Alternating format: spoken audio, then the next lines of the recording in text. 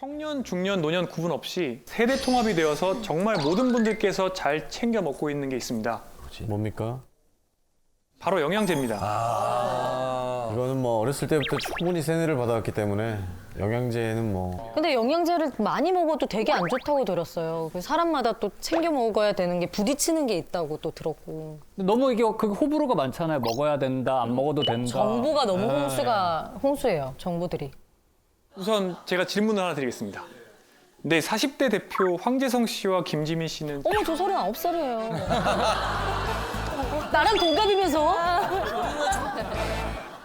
저는 원래 안 챙겨 먹다가 네. 얼마 전에 조금 약간 빈혈 비슷한 게 확 왔어요, 녹화 도중에. 그래서 이러다 죽겠다 싶어서 마그네슘이랑 아연, 철 이렇게 같이 들어있는 거 있잖아요. 네. 한 포로 네. 그거랑 그 비타민 이렇게 챙겨 먹어요. 저는 활동 기간에만 고함량 비타민을 먹고 쉴 때는 잘 안 챙겨 먹는 타입. 그러다 한 방에 훅 가.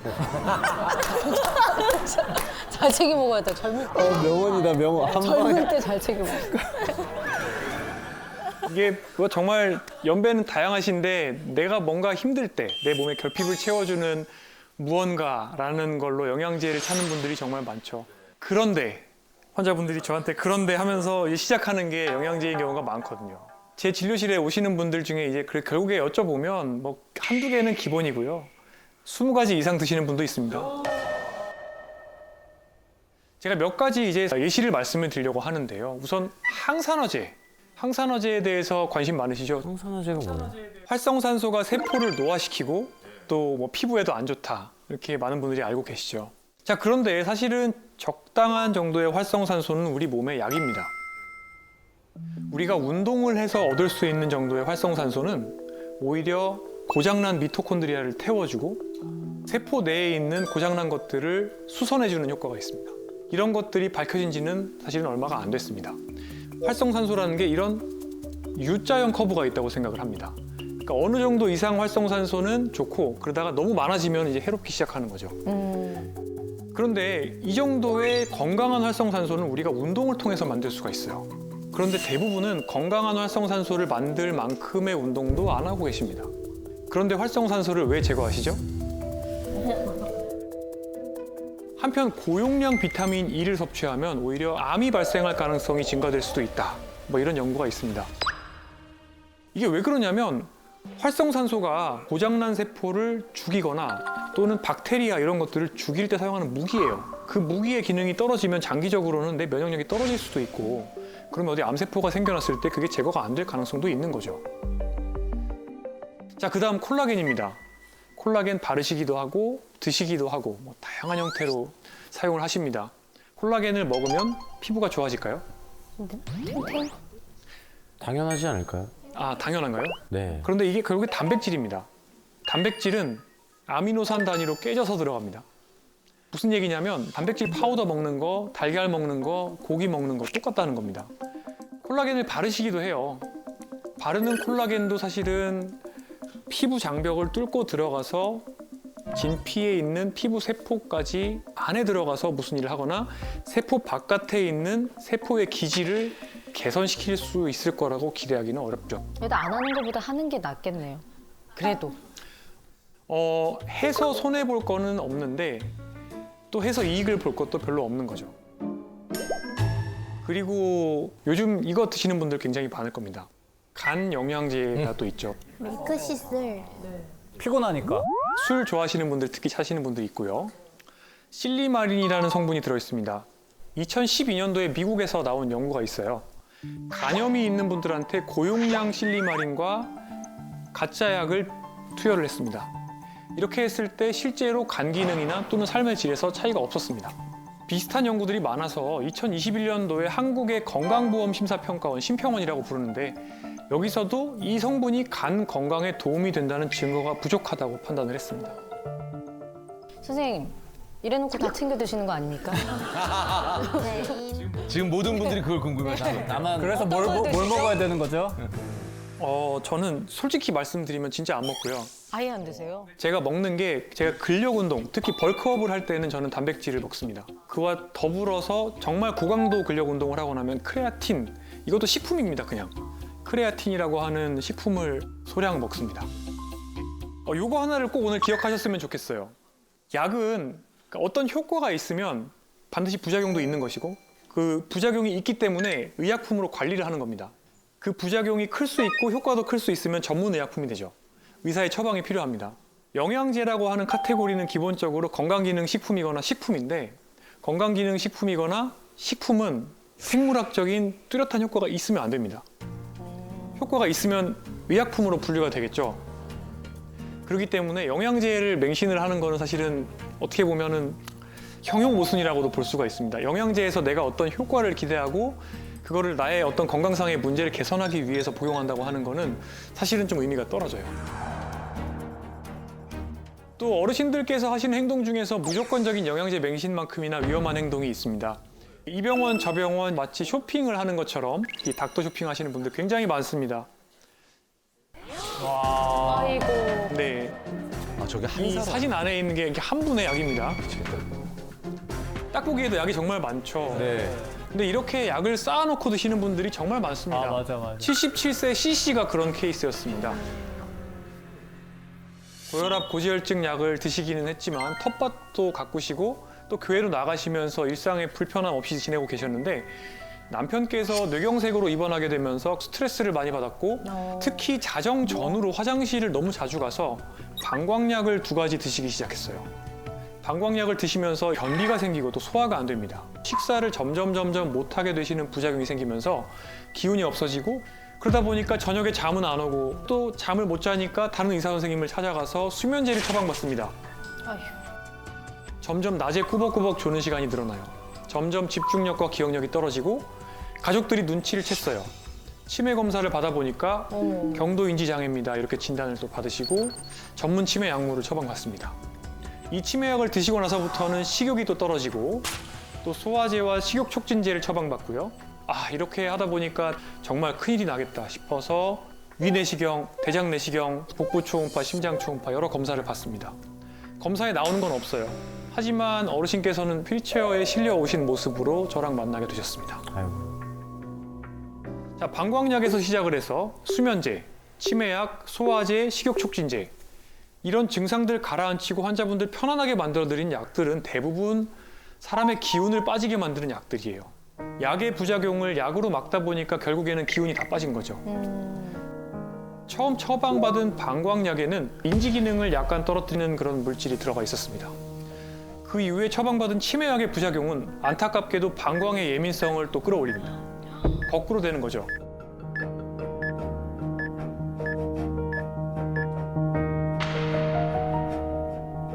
이렇게 상쇄되는 작용을 하는 약을 제거하고 부작용이 발생하는 약을 제거해주는 약물 정리 과정을 거쳤고요.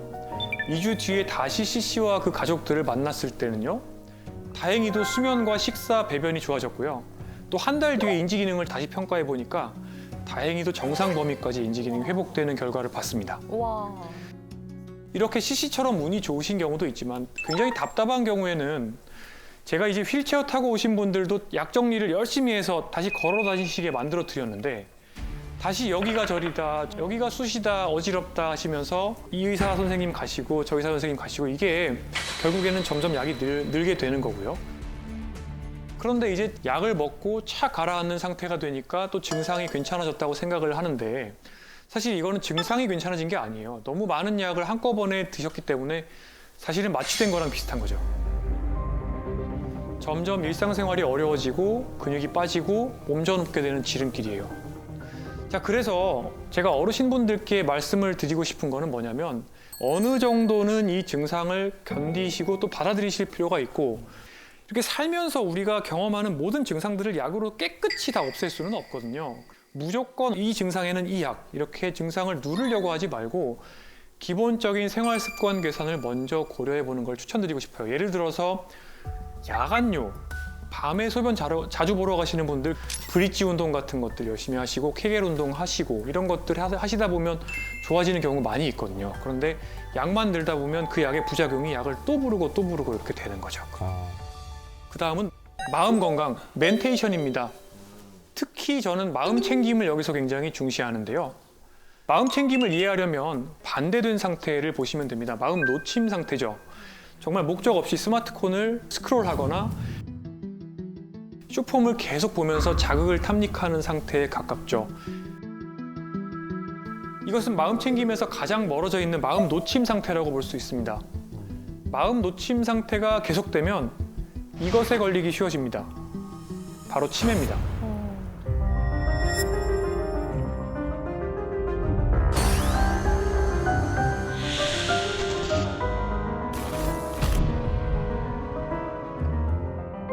치매를 예방할 수 있는 마음 챙김 방법으로 환자분들께 제가 많이 추천드리는 게 있는데요. 바로 명상입니다.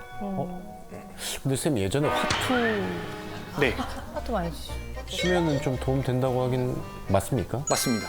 아 그것도 약간 다른 건데요. 네.